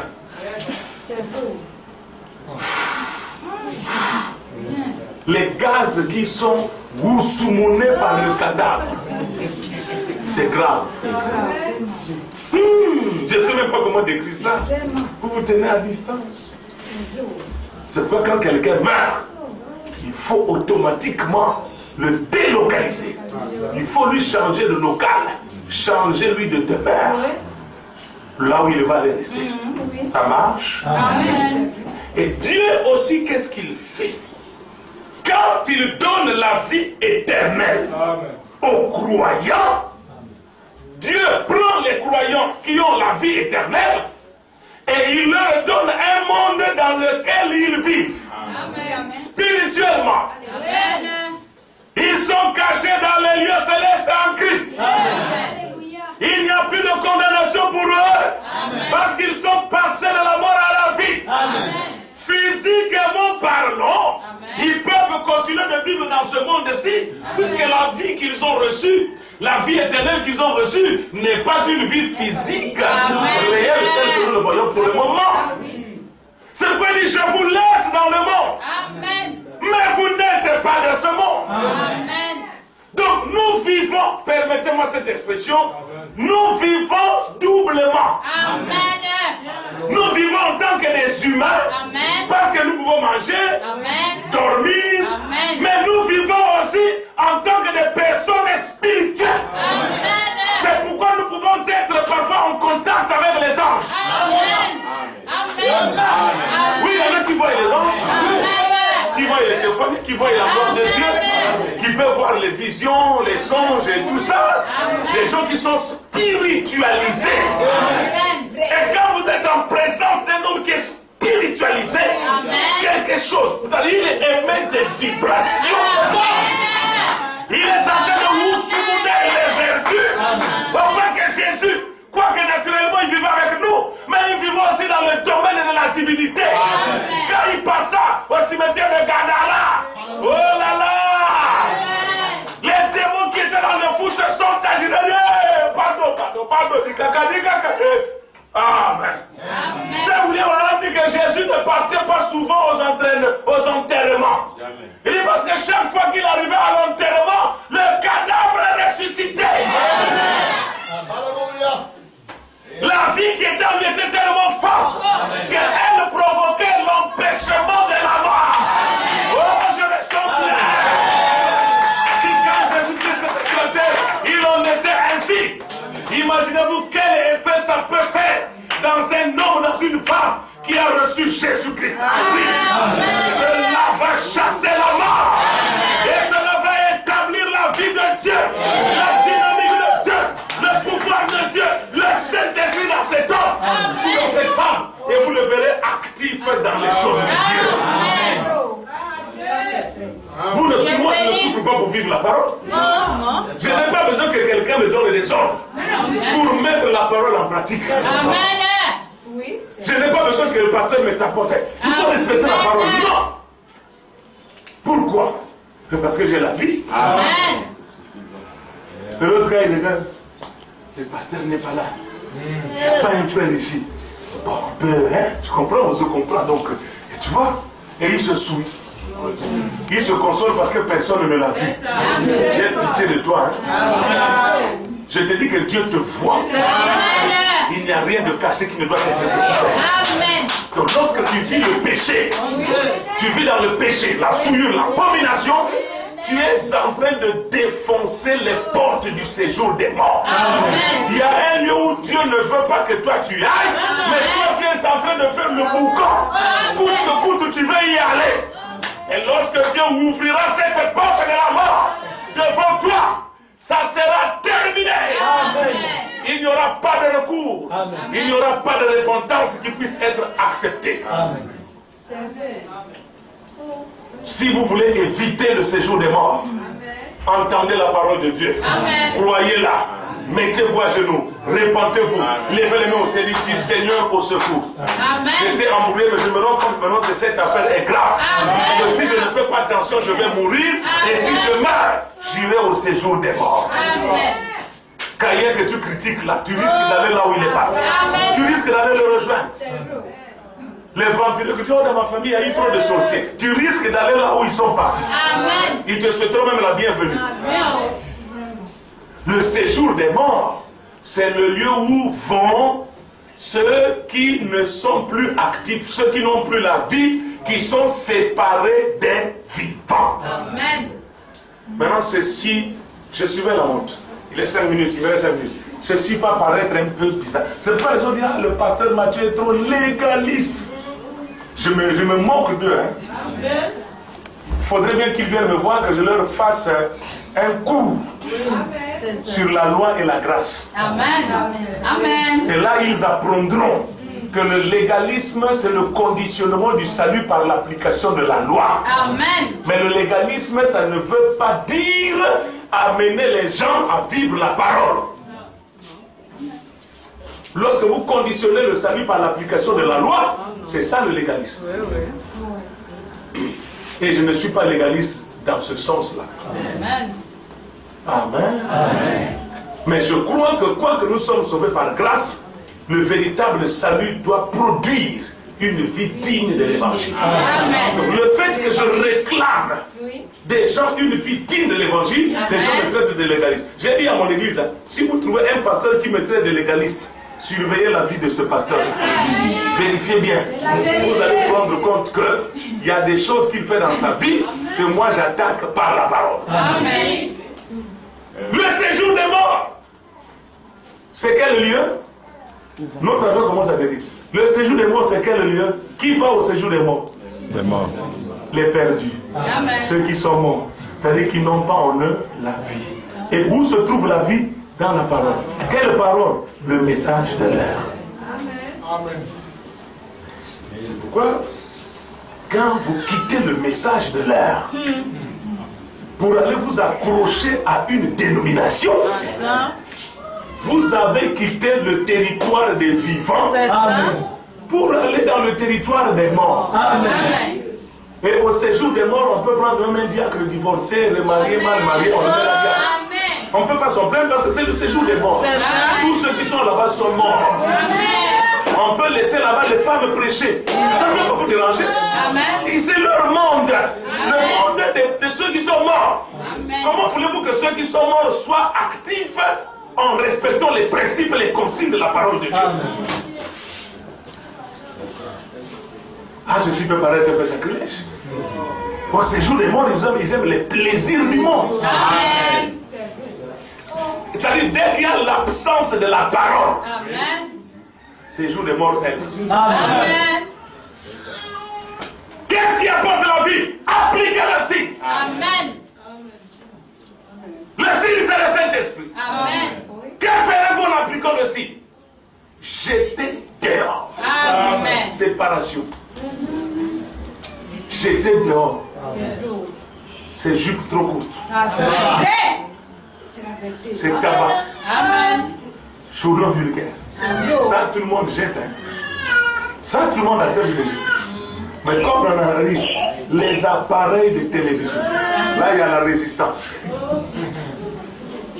Amen. Laissez ça au séjour des morts. Amen. Dieu a dit à Branham de ne pas en avoir. Branham dit, s'il y en avait dans ma maison, je la ferai sauter avec ma carabine. Amen. Une déclaration grave comme ça ne vous choque pas? Et ceux qui vivent dans le séjour des morts, disons ceux qui sont morts et qui résident au séjour des morts, vous les trouverez toujours avec des choses contraires à la parole. Amen. La vie de copains et copines. Il y en a ici qui ont leurs copains, leurs copines, qui entretiennent des relations sexuelles avant le mariage. Vous n'êtes pas bourré. Non, non, non. Vous n'êtes pas bourré. Vous entendez bien ce que je dis. Amen. Amen. Bien. Alors que Branham déclare que vous ne devez pas entretenir une relation sexuelle avec un homme ou avec une femme tant que vous n'êtes pas marié. Amen. Vous oubliez que le péché est entré sur la terre par l'acte sexuel. Amen. Amen.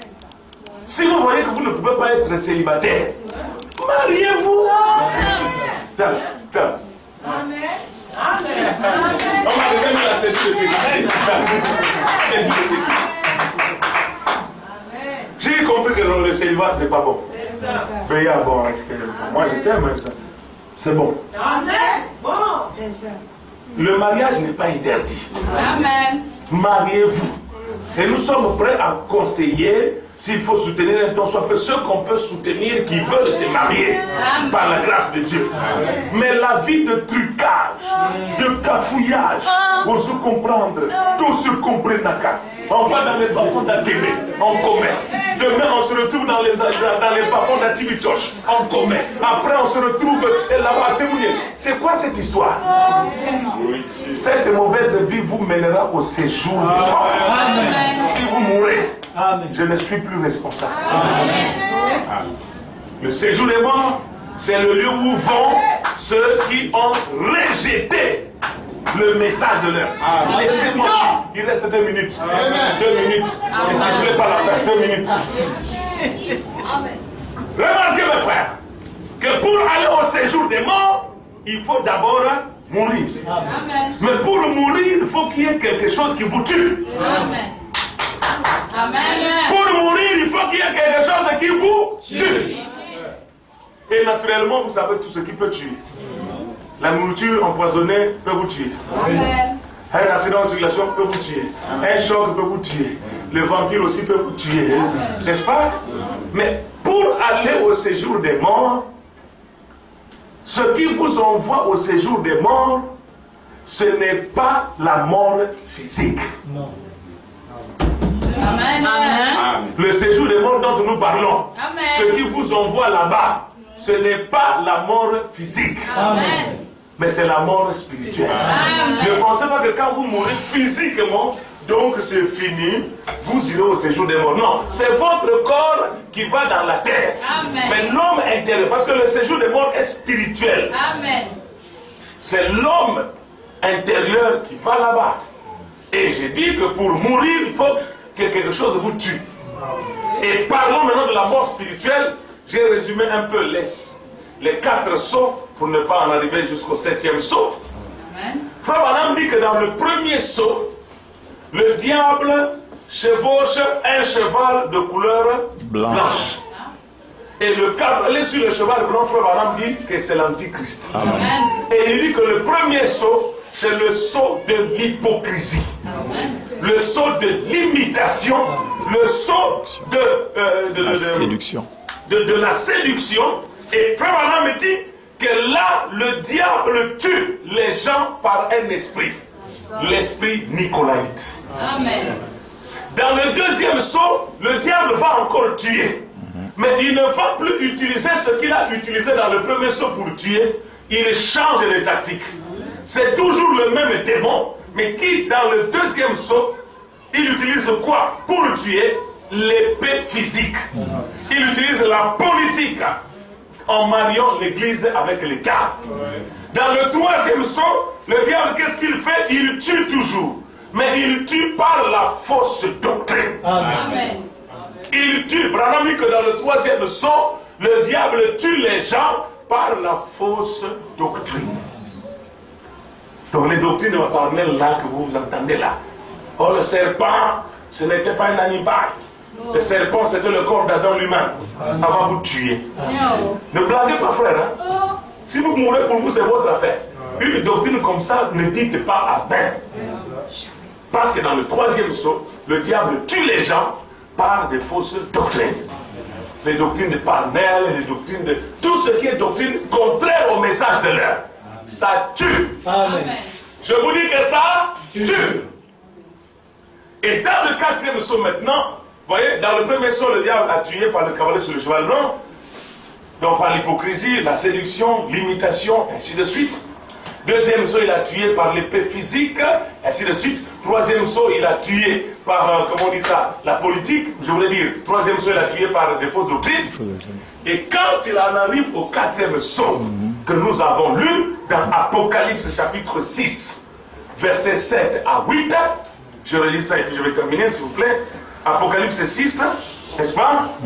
Versets 7 à 8. Hein, il a été dit, quand il ouvrit le quatrième saut, j'entendis la voix du quatrième être vivant qui disait, viens. Je regardais et voici parut un cheval de couleur.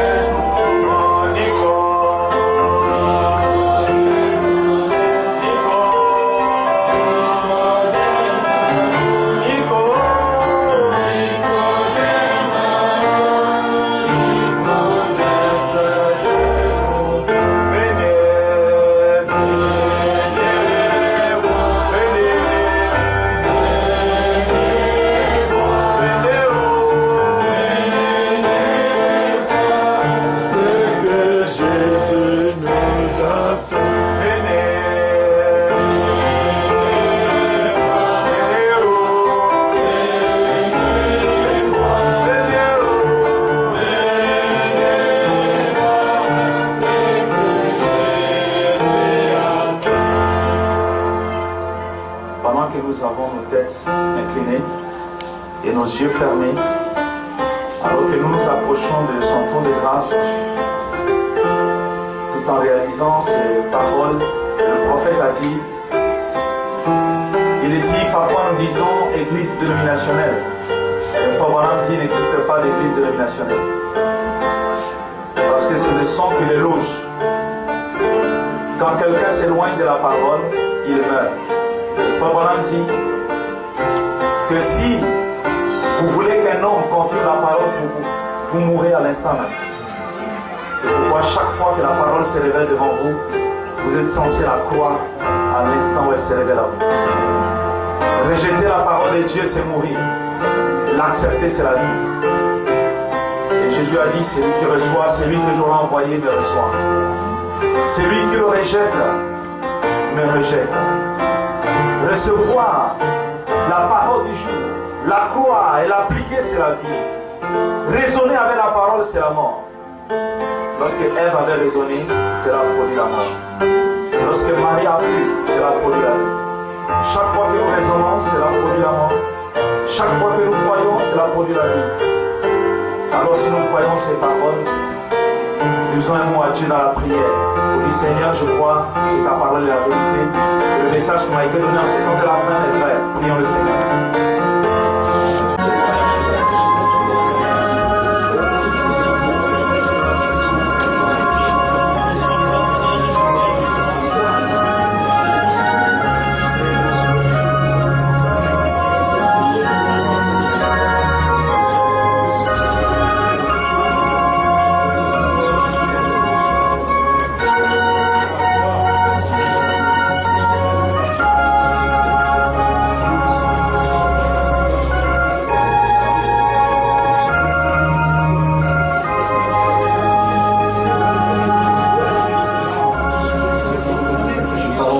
Près de la croix, regarde-moi. Près de la croix, garde-moi. La fontaine précieuse, gratuité, bénissance, connais-tu ta veille à la croix?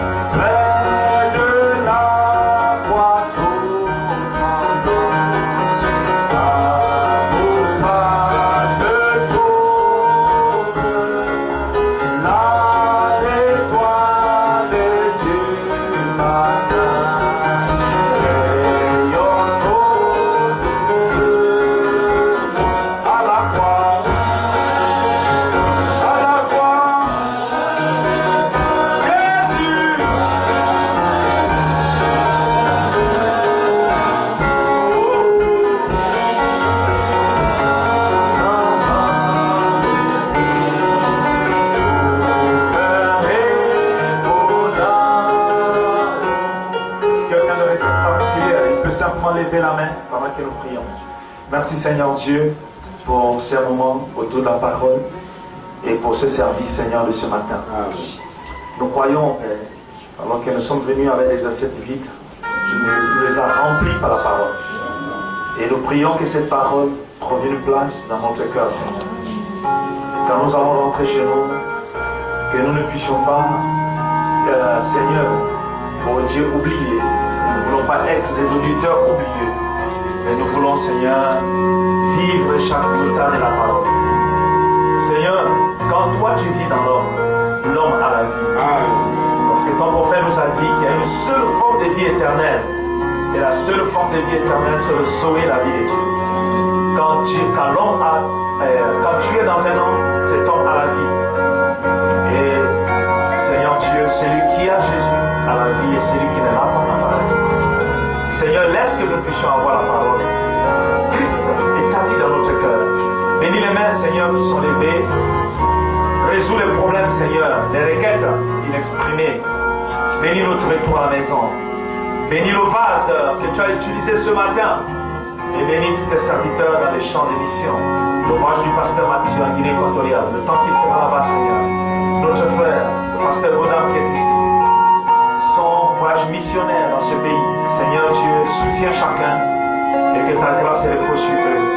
Et qu'au travers d'eux, Seigneur, que ton message soit propagé. Parce que nous avons besoin de ta parole, Seigneur. Sois béni à jamais.